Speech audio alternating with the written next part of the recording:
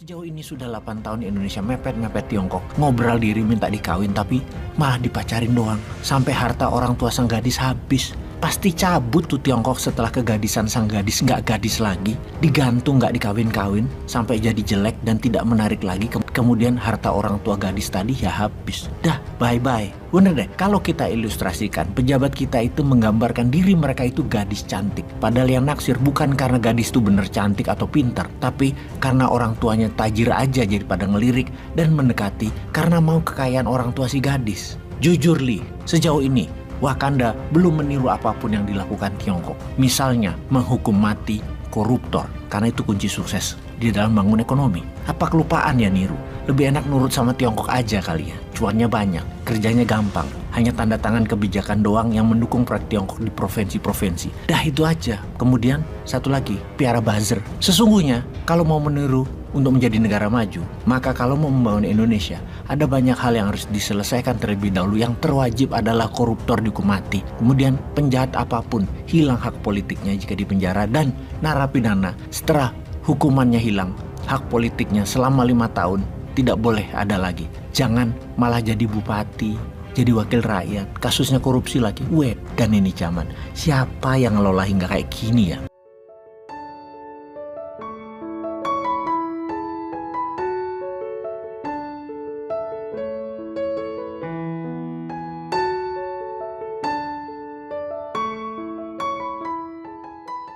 Kita ke Tiongkok di tahun 1980-an. GDP per kapita Tiongkok waktu itu hanya $190 dibandingkan Indonesia di tahun 1980. GDP per kapitanya adalah $492 alias Indonesia 2,5 kali lebih kaya dari Tiongkok rakyatnya di masa itu. Kemudian di tahun 1990 GDP per kapita Tiongkok adalah $217. Sementara Indonesia, pendapatan penduduk rata-rata setahun adalah $585 per orangnya. Indonesia masih 2,5 kali. Lebih banyak, lebih makmur dari Tiongkok. Di tahun 2000, GDP per kapita Tiongkok adalah $960. Sementara Indonesia harusnya adalah 2,5 kali dari Tiongkok. Namun faktanya pendapatan penduduk Indonesia dalam waktu 1 tahun di tahun 2000 hanyalah $780. Kunci dari pelajaran ini adalah bukan apa yang dilakukan di tahun 90-an sehingga mencatat kenaikan di tahun 2000. Namun apa yang dilakukan sejak tahun 1980-an lah yang menjadi kunci sukses 20 tahun kemudian bagi Tiongkok. Apa yang Tiongkok lakukan? Karena begitu kita teruskan data pendapatan per orangnya di Tiongkok, makin nyebelin dan kesel hati ini jika dibandingkan sama yang di tanah air Wakanda pastinya. Angka GDP per kapita Tiongkok setiap 1 dekade, setiap 10 tahun pertumbuhannya terbang dengan kecepatan tinggi. Di tahun 2010 angkanya menjadi $4.450 per orang, dan di tahun 2020 pendapatan per orang di Tiongkok adalah $10.500. Yang mana diprediksi di tahun 2030 Tiongkok akan menjadi negara dengan pendapatan per orang per tahunnya adalah $25.000. Sekali lagi kita pertanyakan, apa yang dilakukan oleh Tiongkok sejak tahun 1980-an hingga saat ini, mengingat masih terus selalu tumbuh dengan angka yang fantastik. Mengapa kita tidak tiru? Sejauh ini sudah 8 tahun Indonesia mepet-mepet Tiongkok. Ngobrol diri minta dikawin tapi malah dipacarin doang. Sampai harta orang tua sang gadis habis. Pasti cabut tuh Tiongkok setelah kegadisan sang gadis nggak gadis lagi. Digantung nggak dikawin-kawin.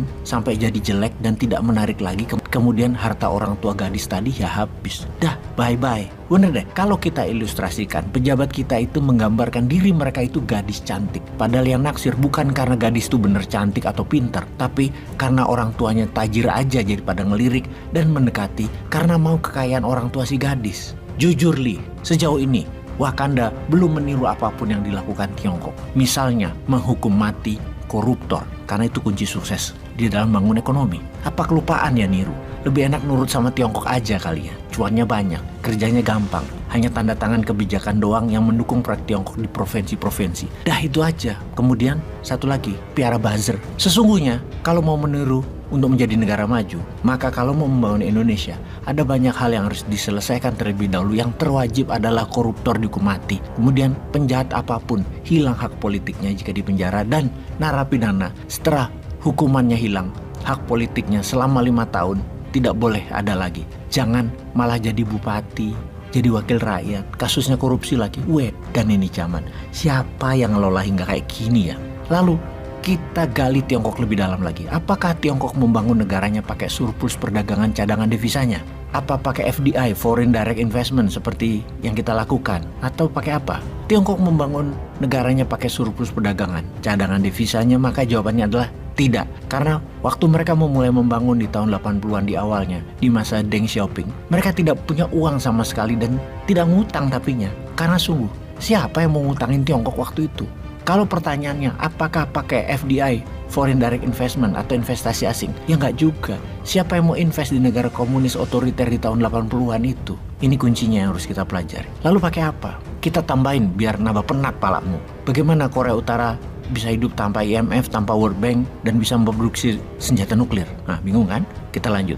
Apa yang Tiongkok lakukan di tahun 80-an tentu beda dengan yang Korea Utara lakukan. Yang Tiongkok lakukan di awalnya adalah menipu Amerika dengan Deng Xiaoping mengatakan bahwa 40 tahun lagi Tiongkok akan jadi negara demokrasi. Itulah perkataan di tahun 70-an ke Henry Kissinger yang waktu itu Menteri Luar Negeri Amerika. Dan di tahun 80-an ketika ketemu dengan Presiden Amerika Ronald Reagan, Deng Xiaoping mengulangi lagi pernyataan tersebut. Mengapa kita mengatakan Tiongkok menipu Amerika? Karena hingga saat ini Tiongkok tetap berideologi komunis sosialis, bukan liberal kapitalis demokrasi seperti Amerika. Dari janji mau jadi negara demokrasi, maka yang kedua adalah yang dilakukan. Di dalamnya tetap melakukan reformasi ekonomi. Apa yang dilakukan sehubungan dengan reformasi ekonomi? Bebas pajak panjang di Tiongkok. Kalau asing mau menjadikan Tiongkok pabriknya untuk produksi mereka yang digaransi harganya nanti akan jauh lebih hemat hingga tinggal 30% COGS-nya, cost of goods sold-nya atau HPP-nya atau harga pokok pembeliannya.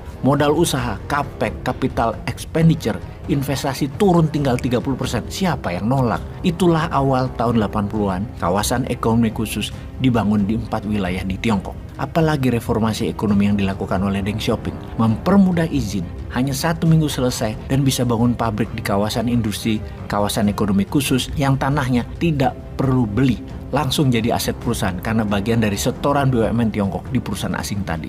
Efek langsung kebijakan Deng Xiaoping adalah transaksi perdagangan Amerika Tiongkok meningkat dari tahun 70-an itu awalnya adalah 5 juta dolar, di akhir tahun 70-an menjadi 142 juta dolar dan di tahun 80-an menjadi 2,5 billion dolar. Salah satu yang awal-awal masuk perusahaan Amerika di Tiongkok adalah Pullman Kellogg dengan 8 pabrik pupuk amonia yang akhirnya mereka menjadi pengendali pangan dunia sekarang. Syarat kedua masuk perusahaan asing adalah transfer teknologi, transfer keterampilan, dan transfer knowledge dengan janji produksi menggunakan tenaga kerja Tiongkok, jam kerja lebih panjang, dan hasilnya lebih banyak. Dan dalam 10 tahun semua itu tercapai. Budaya kerja keras bangsa Tiongkok terbukti diterima pihak barat sebagai konsep ekonomi murah, cepat, dan banyak. Walau tidak manusiawi, namun bagi kapitalis, what the hell? Dan bagi komunis, what the hell juga, yang penting lu rakyat pada makan kan? Yang menarik adalah kerjasama asing dengan lokal. Pihak Tiongkok selain setorannya lahan adalah masuk memiliki 20% saham. Mereka adalah BUMN-nya Tiongkok. Orang-orang BUMN Tiongkok tadi tugasnya cuma 2. Pertama, ngurusi izin dan menciptakan hubungan positif dengan pejabat. Yang kedua adalah mengurus logistik transportasi. Di Tiongkok itu tidak ada isu sosial atau isu kedarahan. Kalau ada masalah atau macam-macam, semua disikat.